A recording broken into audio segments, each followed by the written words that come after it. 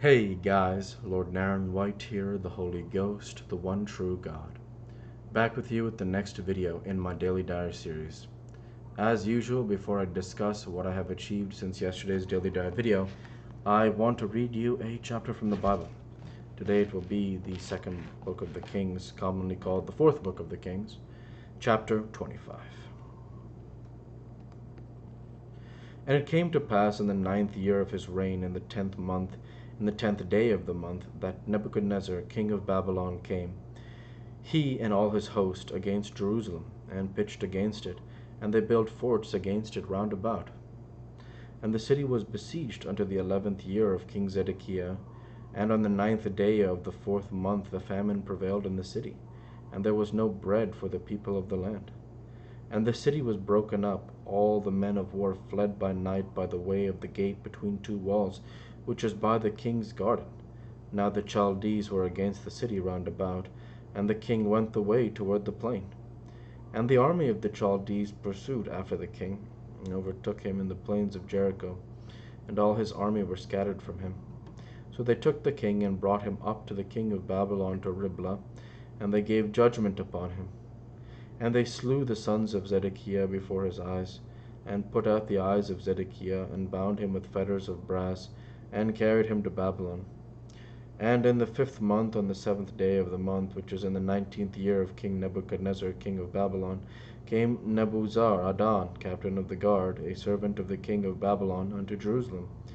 And he burnt the house of the Lord, and the king's house, and all the houses of Jerusalem, and every great man's house burnt he with fire. And all the army of the Chaldees that were with the captain of the guard brake down the walls of Jerusalem round about.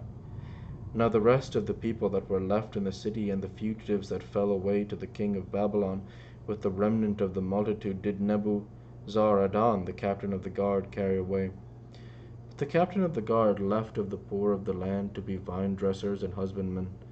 And the pillars of brass that were in the house of the Lord, and the bases, and the brazen sea that was in the house of the Lord, did the Chaldees break in pieces, and carried the brass of them to Babylon. And the pots, and the shovels, and the snuffers, and the spoons, and all the vessels of brass wherewith they ministered took they away. And the fire pans, and the bowls, and such things as were of gold, in gold, and of silver, in silver, the captain of the guard took away. The 2 pillars, one sea, and the bases which Solomon had made for the house of the Lord, the brass of all these vessels was without weight. The height of the one pillar was 18 cubits, and the chapiter upon it was brass, and the height of the chapiter 3 cubits, and the wreathen work, and pomegranates upon the chapiter round about, all of brass, and like unto these had the second pillar with wreathen work. And the captain of the guard took Seraiah the chief priest, and Zephaniah the second priest, and the 3 keepers of the door. And out of the city he took an officer that was set over the men of war, and 5 men of them that were in the king's presence, which were found in the city, and the principal scribe of the host which mustered the people of the land, and 60 men of the people of the land that were found in the city. And Nebuzaradan, captain of the guard, took these, and brought them to the king of Babylon to Riblah. And the king of Babylon smote them, and slew them at Riblah in the land of Hamath. So Judah was carried away out of their land. And as for the people that remained in the land of Judah, whom Nebuchadnezzar king of Babylon had left, even over them he made Gedaliah the son of Ahikam, the son of Shaphan, ruler. And when all the captains of the armies, they and their men, heard that the king of Babylon had made Gedaliah governor, there came to Gedaliah to Mizpah, even Ishmael the son of Nethaniah, and Johan the son of Kareah, and Seraiah the son of Tanhumeth the Netophathite, and Jezaniah the son of a Maacatite, they and their men. And Gedaliah swore to them and to their men, and said unto them, Fear not to be the servant of the Chaldees. Dwell in the land, and serve the king of Babylon, and it shall be well with you. But it came to pass in the 7th month that Ishmael the son of Nethaniah, the son of Elishama of the seed royal, came, and 10 men with him, and smote Gedaliah, that he died, and the Jews and the Chaldees that were with him at Mizpah.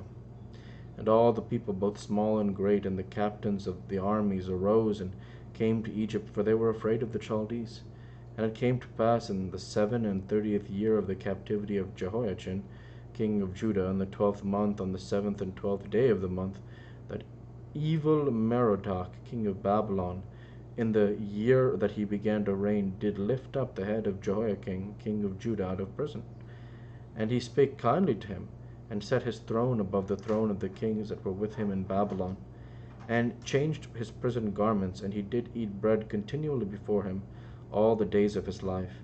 And his allowance was a continual allowance given him of the king, a daily rate for every day, all the days of his life. The word of the Lord. Thanks be to God.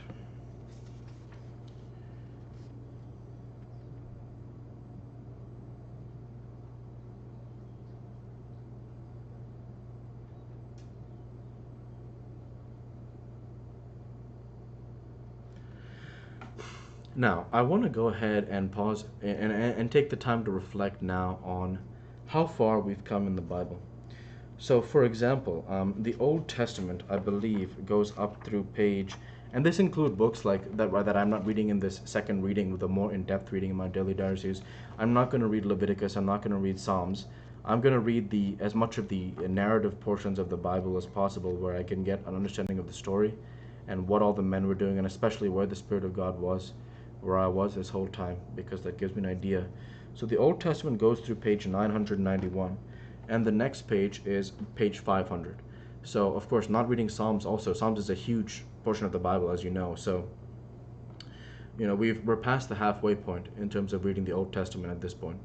And now I talk about that for this reason. I say, when we look at what has happened in 2 Kings, it feels as though there has been a lot of turmoil and tribulation in the land, a lot of wars and a lot of conflicts, and there doesn't seem to be either a decisively strong ruler, like for example with King David, or a prophet such as Samuel or Elijah or Elisha, someone who's able to unite the people and make sure that their attention stays focused on the Lord.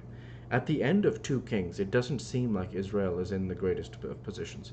And so that's why I look at it and I'm saying going forwards, because Chronicles is actually going to talk more about, my understanding is that if we look at what is Chronicles about, if we look at that, Chronicles,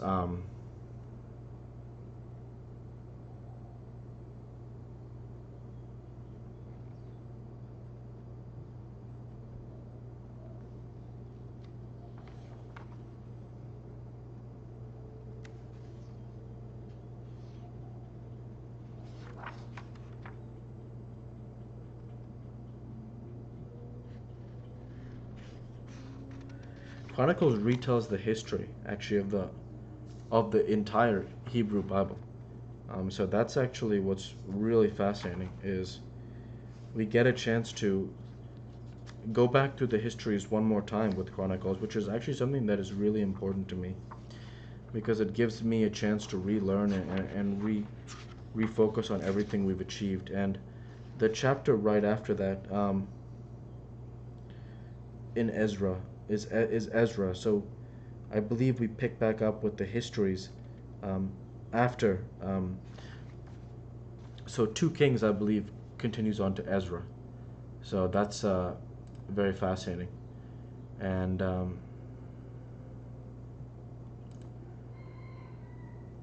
yeah, it gives us a chance to continue learning the histories. And I do want to read Chronicles, because it will help me reinforce my understanding of everything we've learned so far. And in a sense, like, it's not necessary per se, but for me, I want to be exceptionally well learned in the scriptures. And so Chronicles 1 and 2 will help me by reinforcing my knowledge of the scriptures. So that's something that I'm really looking forward to there. And that's where I'll go ahead now and end my Bible reading there for today, and transition over to what I have achieved since yesterday's Daily Diary video. Since yesterday's Daily Diary video, I worked at my core. I uploaded and scheduled my 5 workout videos. I uploaded and scheduled many different video game videos, and I created this Daily Diary video for 1/29/23. And with no further achievements since yesterday's Daily Dive video, I want to say thank you for watching, and I hope you enjoyed. Please like, comment, and subscribe as it greatly helps the channel. I'd like to be with you all. Take care, and thanks again.